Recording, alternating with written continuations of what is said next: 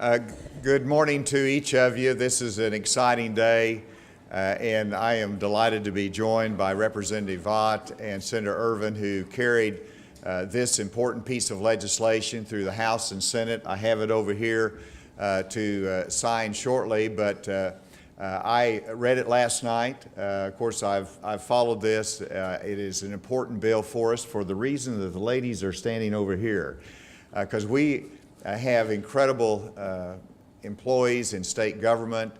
You don't want to lose them. You want to give them every opportunity to utilize their expertise, and also to balance that with their need to be a mother at home during the early days of childbirth and child caring, and to give them best opportunity to return to work after having time with their child. This bill does not cost the taxpayers any money. It is a creative solution for state employees that we can use a catastrophic leave bank to tap into to cover the first 4 weeks after birth of a child. That will be covered. They can return at that time, or they can stay home longer using their own leave, sick leave or annual leave. But this gives more options to mothers. It gives them a better balance with the workplace, and it gives us a better chance of retaining those high-quality workers that we need to make state government run well. And so I wanted to give an opportunity first to Senator Irvin, then Representative Vaught, to explain why I should sign this bill. Thank you so much, Governor. And yes, it's a great bill to sign today. And we put the emergency clause on for a very good reason. We have some ladies that are about to deliver here. So just exciting day. I just want to thank the folks that worked on this. Thank the General Assembly for voting for this. We've had bipartisan support on this. Representative Clark Tucker, I sponsored your bill 2 years ago. This is a great day for all of us today. Great day for women in the state of Arkansas. And I want to just say to the rest of the country, you know, again, Arkansas, here we are leading the way. We have been able to provide this maternity leave in such a great, efficient, and cost-saving way that this will basically cost taxpayers $0. It may even save money because we invest a lot into our state employees and training, and this will help keep our great employees here and employed to do the work for the people of the state of Arkansas. So again, I just want to thank the members of the General Assembly that are here. Thank you so much for voting for them. I also want to thank the members that are state employees, both male and female, who have donated their time to the bank so that their colleagues can use that for their benefit. I just think it's such a great thing to be able to have that camaraderie and to be able to do that for your colleagues. So thank you also for being here.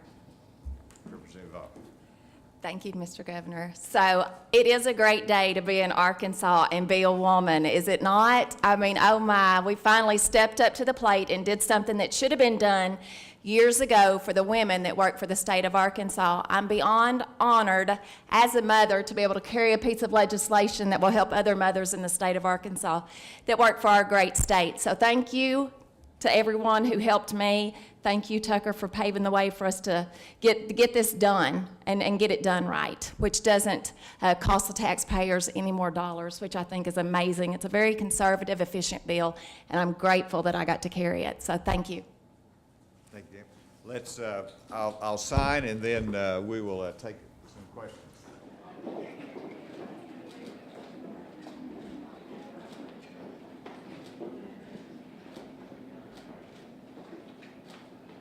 This is February 16th.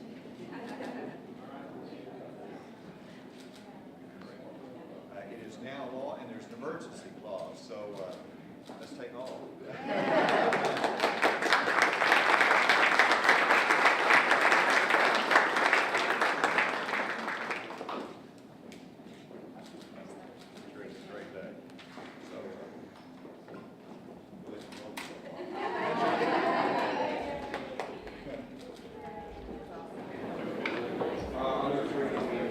Where does it put us in terms of our neighboring states that we're paying for the same workers? Well, I think it puts us on the forefront. I don't know exactly what other states have done, but from the comments that Representative Vaught made and Senator Irvin, I think this puts us on the forefront of this initiative, and it shows that Arkansas is setting an example. An example for the rest of the other states, but how about other businesses maybe here in Arkansas? This is not a private sector issue. This is dealing with our state employees and trying to increase the retention of them. This is a difficult issue, for the private sector. More so, they don't have catastrophic leave banks and things like that are set up that can contribute to. So that's a separate matter. But this is important for state government and our retention of employees, but also to make sure that we show the respect to those mothers that are trying to balance the workforce obligations, but also with the early days of childhood. On another topic, what do you think about requiring people to use the bathroom that corresponds to the gender on their birth certificate? Well, let's retrace the steps a little bit. Whenever President Obama came out with his guidance from the Department of Education last year, mandating the use of facilities for those that identified with their own orientation that might be different from their birth certificate. I made a statement and sent out guidance to our state that we should disregard that guidance from Washington, that we're handling these sensitive matters very well at the local school district level, and that I see no problem that needs to be addressed from a national perspective. And since then, that position has been justified and verified because the courts have struck down President Obama's guidance. And just, I believe yesterday, the new Attorney General Jeff Sessions said he would not defend that position in court and direct the Department of Justice not to defend that. And so all of the Washington effort to set those minutia and guidelines for these issues of delicacy and privacy in our schools, that's off the charts, has been revoked and changed from a Washington perspective. I don't think we in Arkansas, one, have a problem that cannot be addressed at the local school district level. We don't have a problem. There's not any problem from Washington, and I don't think that we need to be dictating those very sensitive matters that are handled in our schools. We don't need to be dictating those from the state capitol. And so for that reason, I don't think there's a need for any legislation. Governor, you're going to sign Representative Collins' Guns on Campus bill?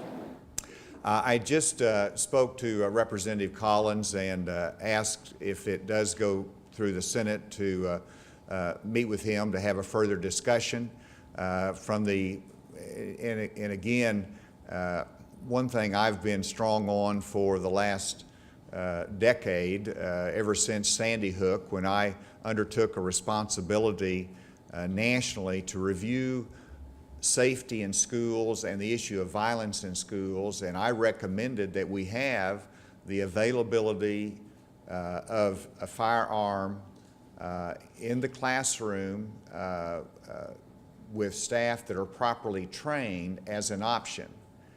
We did leave that to the local school districts, but it goes to show that I have a history of supporting the safety in the classroom, and it has to be by armed personnel. The first option is trained law enforcement, school resource officers. We have those in our college campuses.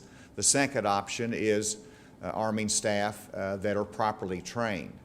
But I've always believed in that local option. So that's been my consistent policy. We're all going after safety in the classroom and safety on our campuses. I know that's where Representative Collins is coming from as well. But there's some serious objections that have been raised in terms of safety. And so I want to meet, depending on what happens in the Senate, I want to have an opportunity to talk further with Representative Collins as well as the higher education officials that express some concern. There's hopefully a willingness to address some of my concerns for coordination training with the law enforcement that's already on the campus. A training amendment got no traction yesterday in setting committee, do you think there's room for further changes, or would you, if the bill as is reached your desk, what would you do? I will wait and see after I have those conversations. And it's still got, it's going to the Senate floor. There might be amendments that are offered. I don't know. And so let's just wait and see what happens through the legislative process. But if it gets to my desk, I want to have a conversation with Representative Collins and the higher education officials. On the tort reform amendment, can I just take your thoughts, and also on Chief Justice Kemp's idea that the separation of powers issue?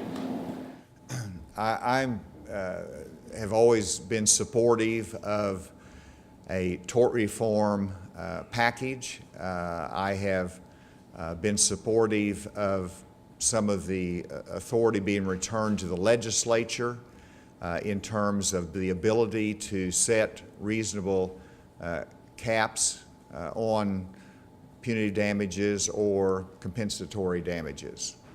Not compensatory damages, but non-compensatory damages.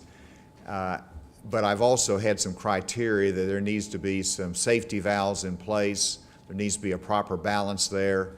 I'm going to be meeting with both sides even later today on this issue and continuing to evaluate the current proposal.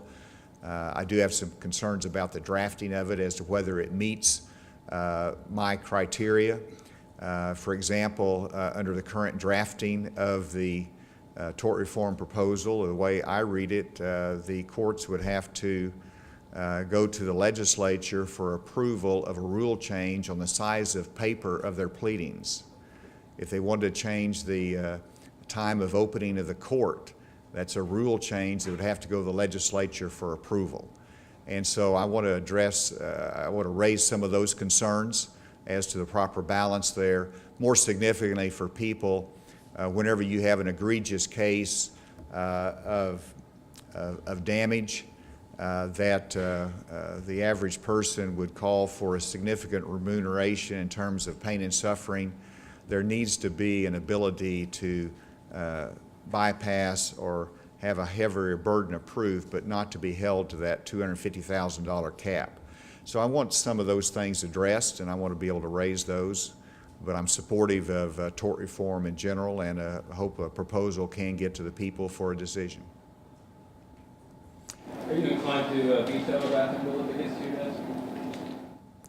I've said that we have no need in Arkansas, and I'm going to try to make sure that the legislature does not pass a law that's unneeded and that could do potential harm. The current bill is in shell form, has not been fleshed out. I haven't seen any draft of that yet, but if we don't need that in Arkansas, and if there's a North Carolina type bill, then I want the legislature not to pass it. In your potential conversation with Representative Collins, what would have to happen to convince you to sign the bill into law? I made a comment on it. I really don't want to go into it any further. Let's see what happens in the Senate, and then we will have conversations and make a decision. All right, thank you very much.